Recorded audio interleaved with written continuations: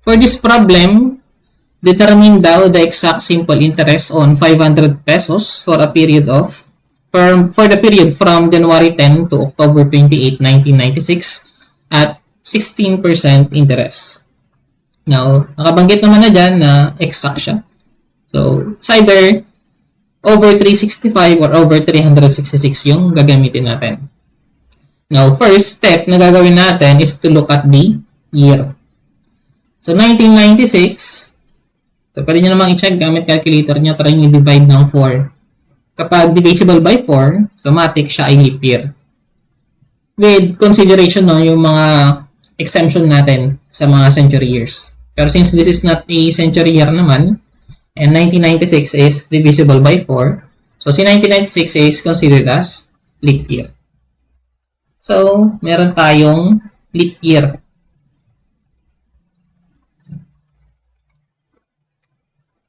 Now, sulat muna natin yung ating mga given. So, meron tayong principal na 500. We have an interest rate of 16% or that's 0.16. And then, pagdating dun sa N, so kailangan pa natin siyang i-compute. Now, since exact simple interest siya, we need to base it dun sa exact number of days. And since this is leap year, ang magiging denominator natin is over 366. Okay, since 1996 is a leap year, so pwede nyo list down naman ilan ba yung mga araw kada buwan ng taon na yun. January, February, March, April, so January hanggang October, May, June, July, August, September, October.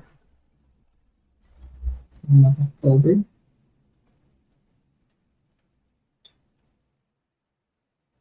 So, doon sa bilang ng mga araw kada buwan, so di ba merong mga 31, merong mga 30. So, kung familiar kayo dun sa knuckle method. So, yung knuckle method, so pwede nyo tignan yung mga knuckles ng kamay ninyo. So, mag-start kayo dun sa isang dulo. So, for example, dito sa figure natin, kapag nasa pinaka-apex or tuktok siya ng knuckles nyo, 31 yung days doon. Kapag nasa baba naman, 30. With exception, syempre, nung February. So, etong nasa figure natin is kapag ordinary year siya. So, alternating 31, 30, 31, 30, tapos yung July and August, parehas silang 31. So, since leap year nga, yung 1996, no, sa February natin, 29 yung gagamitin. Okay? So, sabi sa problem, from January 10 to October 28. So, kung si January meron kang 31 days, so, ang utang is nangyari noong January 10. So, mag-generate pa lang siya ng interest the following day, January 11. So, ang gagawin natin, bilang ng araw sa isang buwan, so for January 31, so subtract mo na lang yung 10. So, for January, meron kang 21 days na nag-earn siya ng interest. Okay? So, for February, since leap year nga, buong 29 yung gagamitin natin.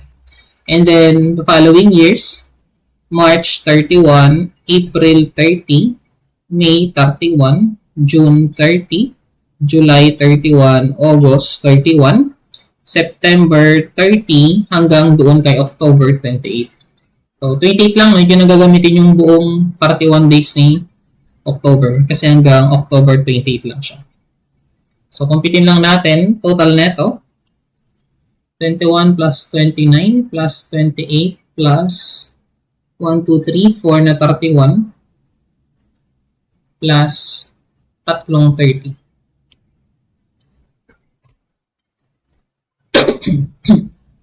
So, we have a total of 292 days. So, to compute for the exact simple interest, so, formula natin, that's P times I times N. So, ang P natin is 500 times I na 0.16 or 16%. Multiply natin.